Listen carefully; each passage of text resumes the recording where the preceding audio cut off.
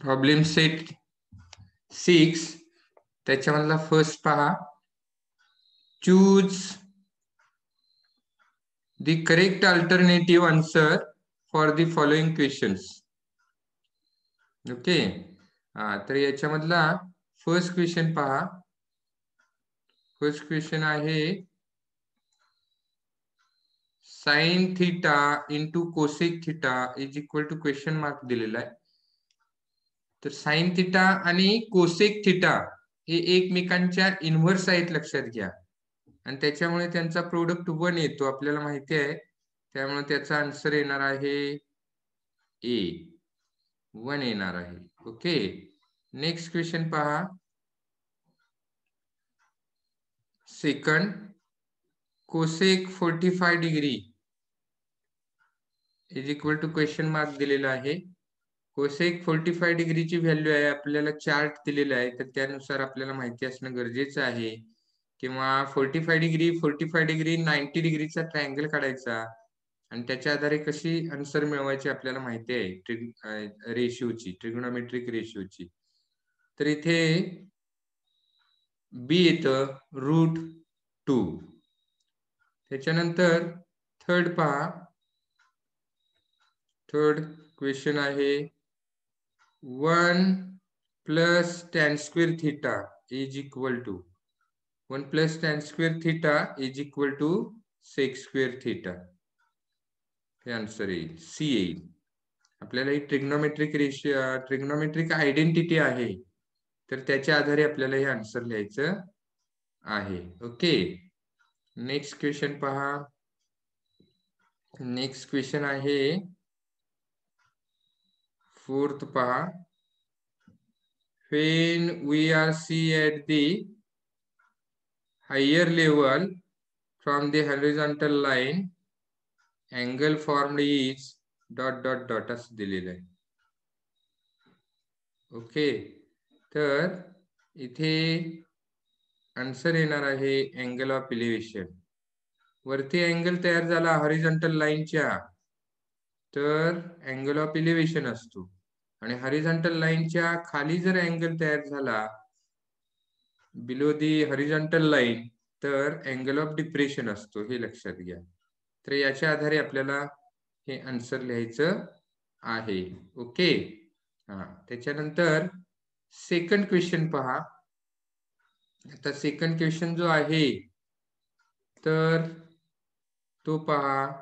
Second question, if sin theta is equal to 11/61, find the values of cos theta using trigonometric identity. तर असा इथे question दिलेला आहे. तर पहा, आपल्याला आता सोडवायचा आहे. कसा सोडवायचा आहे पहा, जस्ट मिनिट.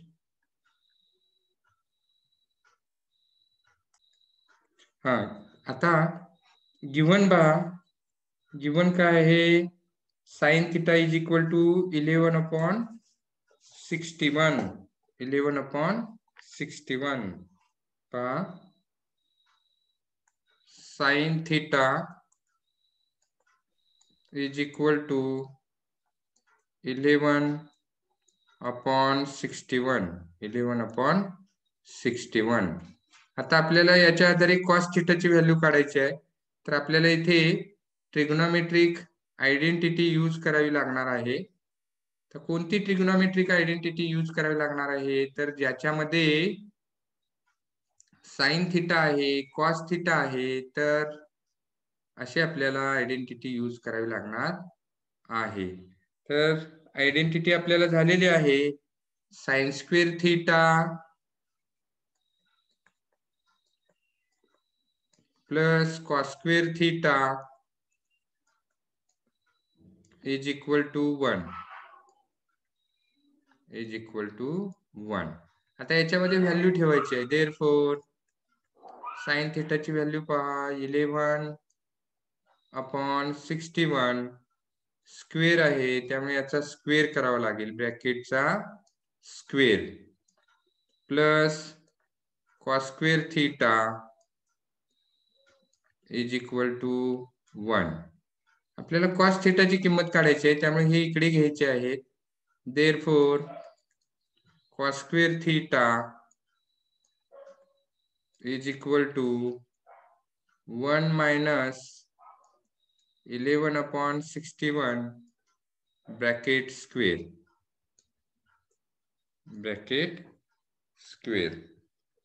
आता इथे आपल्याला स्क्वेअर करायचं आहे पहा. cos square theta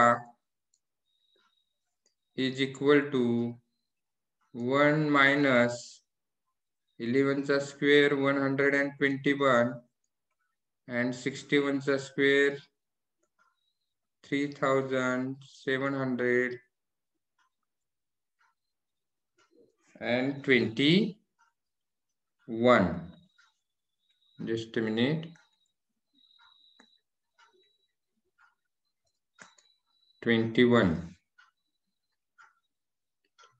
तर हे स्क्वेअर आपल्याला काढता आले पाहिजे. आपण 61 चा स्क्वेअर काढताना काय केला, तर हे जस्ट लगेच सांगता आलं पाहिजे. इथे स्क्वेअर ऑफ इथे 1 करायचा आहे, 1 चा स्क्वेअर 1, त्यानंतर 6 to 1 जा 6, त्याचा डबल करायचा आहे 12, 2 कॅरी 1 घ्यायचा आहे, 6 चा स्क्वेअर करायचा आहे 36, त्याच्यामध्ये ते कॅरी प्लस करायचे आहे 37 येतील. तर इथे 3721 इथे लिहिलेलं आहे पहा. तर सरावांना तुम्हाला हा डायरेक्ट लिहिता आला पाहिजे. आता पहा, therefore cos square theta is equal to, आता इथे आपल्याला हे मायनस करायचं आहे, क्रॉस मल्टिप्लिकेशन मेथड यूज करूया. 3721 minus 121 upon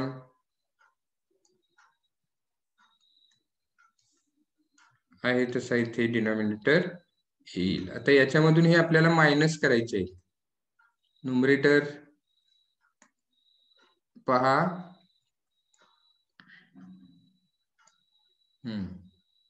तर मायनस केल्यानंतर काय येणार पहा, न्यूमरेटरच्या ठिकाणी आपल्याला मिळणार आहेत इज इक्वल टू 3600. वरचे 121 मायनस होतील, एवढे राहिले, आणि डिनॉमिनेटर आहे तसा ठेवायचा आहे. ओके, तर ही मिळाली आपल्याला cos square थीटाची व्हॅल्यू. cos square थीटाची व्हॅल्यू मिळालेली आहे. आता स्क्वेअर रूट घ्यायचं आहे. Taking square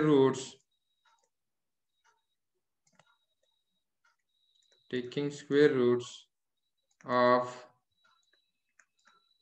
both the sides,